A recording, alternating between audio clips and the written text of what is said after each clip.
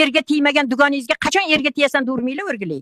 Eri yo'qlar отношения qurishdan qo'rqishmaydi, ular qaytib erkin bo'lmaslikdan qo'rqishadi. Bir o'zi mazza qilib, xolagan kinosini ko'rib, xolagan odamini g'iybat qilib, xolagan joyga borib, dugonalari bilan kayf qilib yashab yurgan odamdan. Uydagi pardani rangi erini urushga borgan dodasini sevimli nosini rangiga to'g'ri kelmay qolsa ishkal qiladigan odamga aylanib qolishdan qo'rqishadi.